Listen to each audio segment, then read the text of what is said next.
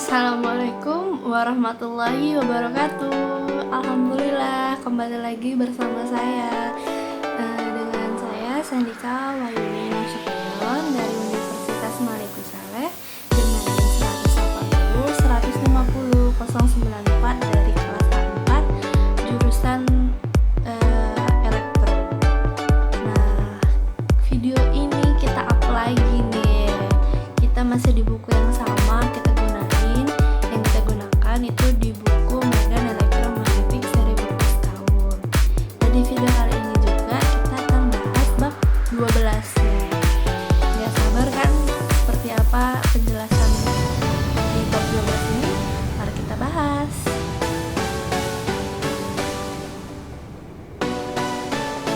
Nah, di bab 12 kita akan menjelaskan tentang arus perpindahan dan gaya gerak listrik imbas.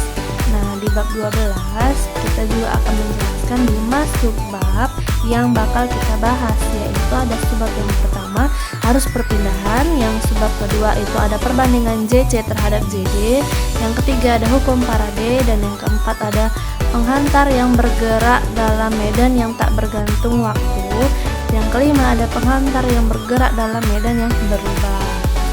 Jadi lanjut ke subbab yang pertama, yaitu arus perpindahan. Nah, dari medan-medan statik, curl dari H itu adalah sama dengan J. Jadi arus di titik yang bersangkutan, rapat arus ini yang ditimbulkan oleh gerakan muatan-muatan yang sebenarnya seperti elektron, proton, dan ion-ion. Nah, selanjutnya itu kita namakan itu sebagai arus konduksi yang dinyatakan sebagai JC. Nah, jelaskan bahwa sekiranya nabla dikali H itu sama dengan JC. Juga itu berlaku bagi medan-medan yang berubah dengan waktu. Maka nanti nabla dot JC sama dengan nabla dot H kurang nabla kali H itu sama dengan 0. Nah, tapi ini tidak sesuai dengan persamaan kontinuitas. Apa itu persamaan kontinuitas? Yaitu nabla dot JC sama dengan minus 2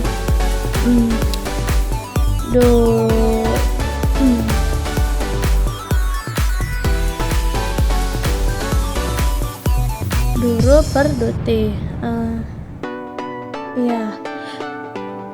Kemudian sebab itu maka James Clerk Maxwell itu mempostulat bahwa nabla dikali H sama dengan JC ditambah JD, di mana rapat arus perpindahan di JD didefinisikan sebagai JD sama dengan D per T. Nah, dengan ditambahkannya arus perpindahan kepada arus konduksi, maka terselamatkanlah itu persamaan-persamaan tadi, sehingga persamaan-persamaan yang tadi yang tentang persamaan kontinuitas, maka sehingga nabla dot JC sama dengan nabla dot buka kurung nabla dikali H dikurang nabla dot JD itu sama dengan 0 dikurang nabla dot D per T itu sama dengan minus 2 per T buka kurung nabla dot dikali D dot D itu sama dengan minus 2 per T, dimana harus kita pakai bahwa nabla dot D itu sama dengan rho pada bagian 4.3, ya kan, yang sudah kita pelajari. Maka harus perpindahan dalam ampere, tidak lupa itu harus perpindahan itu dalam satuan ampere yang melalui suatu permukaan terbuka diperoleh dengan pada integrasi seperti arus konduksi. Maka itu ID sama dengan integral S JD ds sama dengan integral S D per T ds sama dengan D per dt integral S D ds. Oke, Nah, ungkapan JD itu dapat diinterpretasikan dalam apa? Dalam gerakan muatan-muatan. Jika muatan Q bergerak dengan kecepatan U. Terus medan listrik sekitar Q tadi itu juga bergerak dengan kecepatan U. Oleh karena itu, walaupun Q secara fisik itu mungkin tidak melewati suatu permukaan S, sehingga garis-garis di D akan berubah pada S. Dan ini mengakibatkan arus tadi berpindah. Kan? Oke, lanjut ke perbandingan JC terhadap JD. Jadi, berbagai bahan itu tidak merupakan penghantar yang baik ataupun dielektrik yang sempurna, sehingga padanya dapat terjadi itu arus konduksi dan arus perpindahan. Suatu model dari penghantar buruk atau dielektrik bocor adalah pada gambar 12.2 yang di sebelah ini. Ini gambar 12.2 ya. Itu menganggap pergantungan waktu eksponen pangkat J omega T bagi E rapat arus total adalah itu JT sama dengan, kan yang ditulisnya rapat arus total, maka JT sama dengan JC ditambah JD sama dengan 2E ditambah do per DT dikali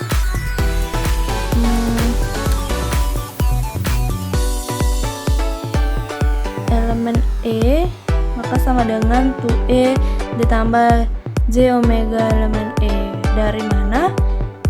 Bahwa JC per JD itu sama dengan 2 per omega C. Nah, itu sebagai arus berpindah menjadi bertambah penting dengan makin naiknya frekuensi. Jadi sebagaimana jadi suatu model dari penghantar buru atau dielektriknya itu bocor. Oke. Yang ketiga ada hukum Faraday. Nah, hukum Faraday itu yaitu suatu penghantar bergerak dalam medan magnet dan dengan memotong fluks magnet tersebut akan terinduksikan suatu tegangan dalam penghantar itu. Nah, begitu pula jika fluks yang berubah memotong suatu penghantar yang statis, maka akan timbul pula tegangan. Dalam kedua hal itu, tegangan dan kecepatan, jika memotong fluks, maka yang dihubungkan oleh hukum Faraday. Nah, itu ada hubungannya yang dihubungkan oleh hukum Faraday. Menjadi R sama dengan minus D flux per dt. Ya, terus polaritas dari tegangan imbas tertadi itu kadang-kadang digambarkan dengan potongan pertolongan fluks pada medan tegangan. Itu seperti gambar 12.3. Nah, ini gambar 12.23. Nah, ini dia gambarnya. Bisa kita lihat. Garis-garis medan itu tampak seperti terpotong ke arah depan penghantar yang bergerak tersebut. Kemudian ditunjuk pula suatu medan yang berlawanan dengan arah jarum jam yang akan menimbulkan medan tadi terganggu yang sama gitu. Jadi sekiranya tersambung hingga membuat rangkaian itu tuh menjadi tertutup. Arus yang timbul dalam penghantar itu juga memenuhi aturan tangan kanan yang sudah kita sudah dipelajari pada bab sebelumnya. Kemudian dengan medan imbas tadi seperti yang ditunjukkan pada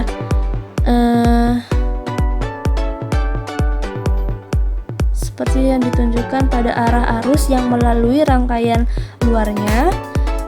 Diperlihatkan suatu sumber tegangan tadi, suatu sumber tegangan ekuivalen yang menimbulkan arus dalam arah yang sama.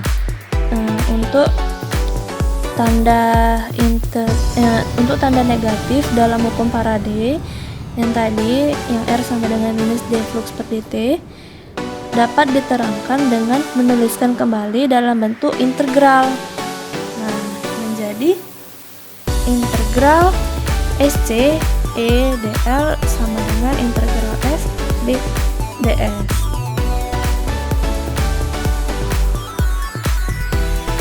Nah, integral sebelah kiri diambil sepanjang lintasan tertutup C yang membatasi permukaan S, di mana dilakukan integrasi tadi itu ke permukaan di sebelah kanan.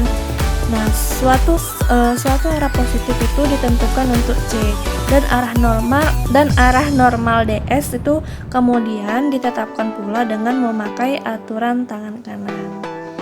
Oke.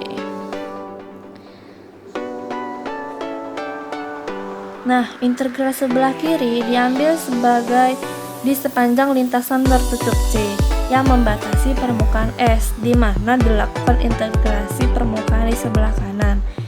Suatu arah positif C ditentukan untuk C dan arah normal ds kemudian ditetapkan pula dengan memakai aturan tangan kanan, sehingga rangkuman pada hukum Lenz dapat dibahas dalam pembahasan ini, yaitu di mana tegangan yang diinduksikan oleh flux yang berubah mempunyai polaritas sedemikian hingga arus ditimbulkannya dalam suatu lintasan tertutup melawan perubahan flux tadi.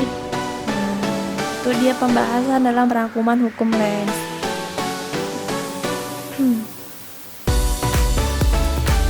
Oke, kita lanjut di subbab yang keempat, ada penghantar yang bergerak dalam medan yang tak bergantung waktu. Jadi, gaya F pada muatan Q yang bergerak dengan kecepatan U dalam medan magnetik B telah dibahas pada bab sebelumnya. Bab berapakah itu?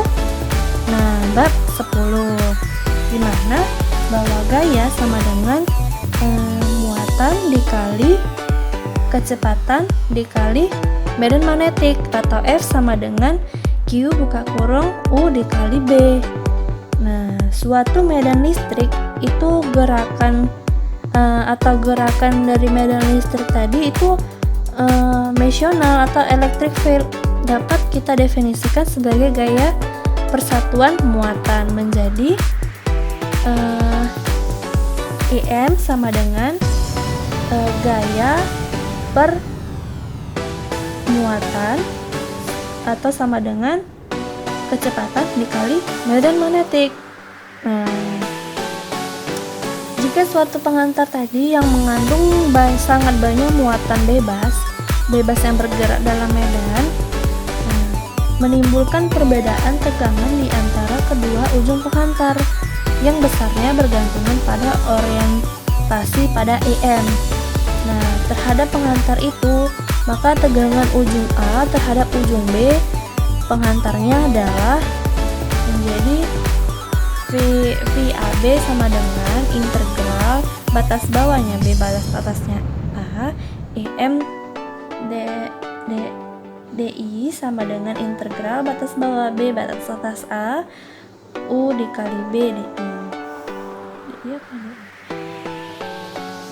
Terus jika U atau kecepatan pada medan magnetik B dan penghantar itu normal terhadap keduanya, maka pada penghantar yang panjangnya atau timbulnya tegangan menjadi R sama dengan BL U atau BL dikali U. Untuk suatu untayan tertutup, integral garis itu haruslah diambil sepanjang seluruh lintasan, menjadi R sama dengan integral garis dari U dikali B di I. Jadi sekiranya hanya sebagian dari uraian tertutup itu yang bergerak. Nah, sesudahnya Sesudahnya barang itu, tentu integrasi tersebut hanya perlu meliputi bagian yang itunya saja. Karena EM di situ adalah 0 di tempat-tempat lainnya. Oke, subbab yang terakhir itu ada subbab yang kelima, penghantar yang bergerak dalam medan yang berubah. Jadi, kalau suatu untaian tertutup, penghantar bergerak, maka dalam medan B yang berubah dengan waktu, itu adalah tegangan yang imbas total padanya terdiri dari kontribusi kedua macam sumber perubahan flux itu. Maka dinyatakan dalam hukum Faraday menjadi R sama dengan minus D per dt integral X B ds, atau sama dengan minus integral X do B per dt ds ditambah integral U dikali B dt. Nah, suku pertama pada ruas kanan itu adalah tegangan oleh perubahan B. Dengan untaian tersebut tetap di tempatnya, maka suku kedua itu adalah tegangan yang timbul dari gerakan rangkaian itu, dimana dengan B yang tak berubah dengan waktu dan polaritasnya setiap suku yang diperoleh dari hukum Lenz. Kemudian kedua suku itu dijumlahkan dengan memperhatikan polaritas tersebut. Oke. Nah, sekian dari pembahasan di bab 12 kita. Semoga para pendengar dapat memahami apa yang sudah saya jelaskan dan dapat menyerap ilmu-ilmu yang telah dipaparkan. Lebih dan kurang dalam presentasi saya mohon maaf, kepada Tuhan saya mohon ampun. Wabillahi taufiq wal hidayah. Assalamualaikum warahmatullahi wabarakatuh. Jangan lupa tonton video kita selanjutnya di bab 13. See you all.